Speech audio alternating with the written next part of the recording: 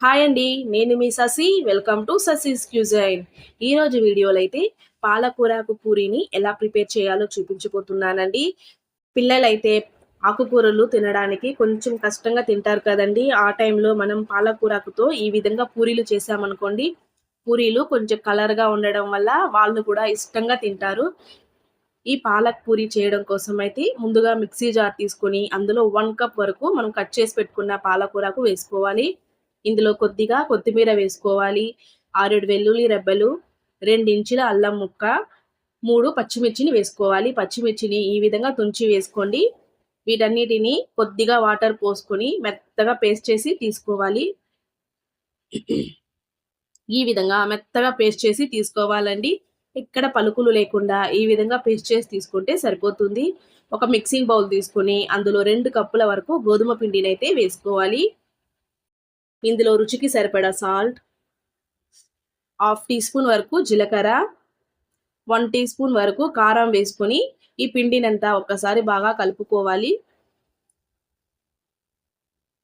ఈ విధంగా అంతా కలుపుకున్న తర్వాత ఇప్పుడు మనం మిక్సీ పట్టిన పాలకూరకు పేస్ట్‌ని అయితే వేసుకోవాలి.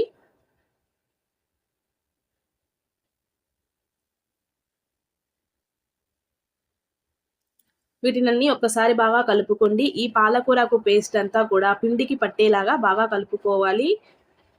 ఈ విధంగా కలుపుకోవాలండి. ఇప్పుడైతే వాటర్ పోసుకుంటూ మనం చపాతీ పిండినైతే బాగా కలుపుకోవాలి. ఒకేసారి వాటర్ పోయకుండా కొద్ది కొద్దిగా వాటర్ పోసుకుంటూ పిండినైతే మనం బాగా కలుపుకోవాలి.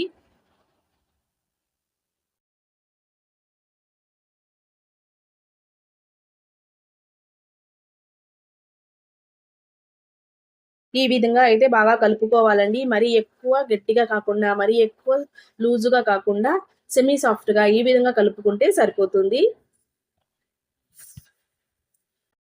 ఇప్పుడు 1 స్పూన్ వరకు ఆయిల్‌నైతే పోసుకోండి. ఆయిల్ పోసి ఇలా స్ప్రెడ్ చేసేయండి. ఆయిల్ పోసి ఇలా స్ప్రెడ్ చేయడం వల్ల పిండి పైనంతా డ్రై అవ్వకుండా మనకు సాఫ్ట్‌గా ఉంటుంది. మూత పెట్టి 10 నిమిషాలు పక్కన పెట్టుకోవాలి. 10 నిమిషాల తర్వాత చూపిస్తున్నానండి. చూడండి పిండి అంతా ఎంత సాఫ్ట్‌గా అయిందో. మరో ఒక్క నిమిషం పాటు పిండినైతే ఈ విధంగా కలుపుకోవాలి. ఇలా చేయడం వల్ల పిండి మరింత సాఫ్ట్‌గా వస్తుంది మనకి. ఇందులో కొద్ది కొద్దిగా పిండి తీసుకొని చిన్న చిన్న ఉంటలుగా చేసి పెట్టుకోవాలి. పొడి పిండి అద్దుకుంటూ మనం పూరీలైతే దుద్దుకోవాలి. మరీ ఎక్కువ పలుచగా కాకుండా, మరీ ఎక్కువ మందంగా కాకుండా ఈ విధంగా అయితే దుద్దుకోండి. మీకు పూరీలనేది రౌండ్ షేప్ కావాలనుకుంటే ఏదైనా టిఫిన్ బాక్స్ మూత తీసుకొని మీరు రౌండ్ షేప్‌లో కూడా చేసుకోవచ్చు. నేనైతే పూరీలని ఈ విధంగా దుద్ది తీసుకున్నాను. ఆయిల్ బాగా వేడిగా ఉండేటప్పుడే మనం పూరీలనేది వేసుకోవాలి. ఆయిల్ వేడి కాకముందే పూరీలేసారనుకోండి, ఈ పూరీలంతా ఆయిల్‌ని ఎక్కువ లాగేస్తుంది కాబట్టి, ఆయిల్ బాగా వేడైన తర్వాత పూరీలేసుకొని 2 పక్కల తిప్పుకుంటూ మనం వీటినైతే ఆయిల్‌లో ఫ్రై చేసుకోవాలి. చూడండి ఎంత బాగా ఉబ్బి వచ్చిందో. అంతే అండి, మన పాలక్ పూరీలైతే రెడీ అయిపోయింది. పిల్లలకి ఈ విధంగా చేసి పెట్టారనుకోండి, ఆకుకూరలు ఇష్టం లేని వాళ్ళు కూడా ఈ పూరీలనైతే ఇష్టంగా తింటారు. మీరు కూడా ఒక్కసారి ఈ రెసిపీ ట్రై చేసి ఎలా కుదిరిందో నాకు కామెంట్ చేయండి.